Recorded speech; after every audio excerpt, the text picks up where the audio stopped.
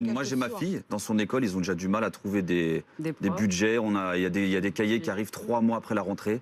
Et à côté de ça, on nous annonce une vaisselle présidentielle à je sais pas combien, qu'on va rechanger la déco, tout ça. C'est quand même, on n'est quand même pas dans le même monde, je trouve. Ouais. La coiffeuse à 10 000 €, je sais pas si c'est vrai, mais enfin c'est énorme. Moi 10 000 €, il va falloir que je calcule combien de fois je peux me faire couper les cheveux avec 10 000 €. J'aimerais bien être ce coiffeur. J'ai pas fait le calcul, moi-même je vais chez un coiffeur de quartier. C'est énorme. Je crois que c'est 5 000 vite fait comme ça, calculé. Si vous voulez, je pourrais vous donner l'adresse. 5 000 coupes.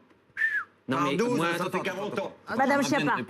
Madame Schiappa. Je vais vous répondre sur plusieurs points qui ont été abordés là. D'abord sur la fin, sur ce que vous dites. Moi, je comprends qu'il y ait des dépenses quand on les met et qu'on additionne des choux et des carottes qui paraissent indécentes. Et si on se dit, il y a 100 000 € de vaisselle, 200 000 € de vaisselle, bah ça paraît beaucoup, c'est de la vaisselle, etc. Mais c'est quoi derrière ? Non, mais derrière, il y a des emplois. C'est nos impôts derrière. Mais oui, c'est vos impôts, c'est mes impôts aussi. C'est les impôts de Routel Krief, c'est les impôts de Bruce Toussaint, c'est les impôts des messieurs, dames là, c'est les impôts des gens qui sont là. C'est pour ça qu'il y a les autant de impôts des gilets jaunes. techniciens. Ça s'appelle l'argent public. Ça s'appelle l'argent public. Est-ce que je peux aller au bout de mon raisonnement, s'il vous plaît, monsieur ? Je vous remercie.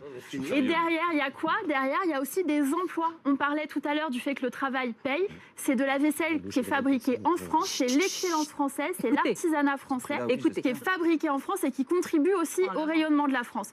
Pourquoi c'est important pour vous et pour les taxes et pour le carburant, le rayonnement de la France ? À mon tour de vous faire question pour un champion. Ben, je vais vous dire pourquoi c'est important. C'est important parce que les prix du carburant, ils augmentent. Pourquoi ?